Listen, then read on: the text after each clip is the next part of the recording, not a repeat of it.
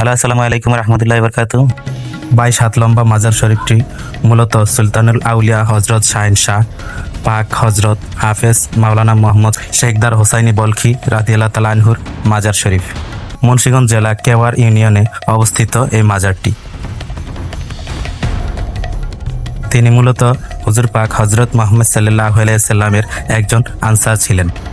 খ্রিস্টাব্দ 1050 বছর পূর্বে ইসলাম প্রচারের জন্য দেশ ভাগেরও অনেক আগে এই ভারতবর্ষে আগমন ঘটে ওনার। এরপর এখানে এসে তিনি ইসলাম প্রচার শুরু করে। এটা হচ্ছে মাজার। আসসালামু আলাইকা ইয়া আল্লাহ, আল্লাহুম্মা সাল্লি আলা সাইয়্যিদিনা মুহাম্মাদিন ওয়া আলা আলিহি সাল্লাল্লাহু সাইয়্যিদিনা মুহাম্মাদিন ওয়া বারিক ওয়াসাল্লিম। আসসালামু আলাইকা ইয়া আল্লাহ। আমরা দেখতে পাচ্ছি 22 হাত মাজার থেকে একেবারে ওই প্রান্ত পর্যন্ত 22 হাত মাজার। 1056 খ্রিস্টাব্দে তিনি ওফাত গ্রহণ করেন। দেখতে তিনি অনেক লম্বা ছিলেন বলে ওনার মাজারও বেশ লম্বা হয়। তখন থেকে সবার কাছে 22 হাত লম্বা মাজার হিসাবে পরিচিত পায় এই মাজারটি।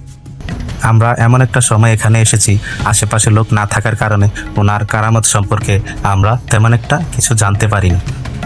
মুন্সিগঞ্জ ব্রিজের গোড়া থেকে যে কোনো অটো, সিএনজি বা যে কোনো কাউকে জিজ্ঞেস করলেই এই তেঁতুলতলা মাজার অথবা 22 হাত লম্বা মাজারে আপনাদেরকে নিয়ে আসবে। তো প্রিয় দর্শক, আমরা এখান থেকে বিদায় নিচ্ছি, চলে যাচ্ছি এখান থেকে। এর পাশেই আছে কাদরিয়া দরবার শরীফ। এর পরবর্তী ভিডিওতে আমরা কাদরিয়া দরবার শরীফ 3 জন পীর সাহেব এখানে সমাধিত অবস্থায় আছেন, এই কাদরিয়া দরবার শরীফ সম্পর্কে আমরা পরবর্তী ভিডিওতে জানাবো। সবাই সাথে থাকবেন। ধন্যবাদ। পরবর্তী ভিডিও দেখার জন্য অনুরোধ রইল। ভালো থাকবেন, সুস্থ থাকবেন। আল্লাহ হাফেজ।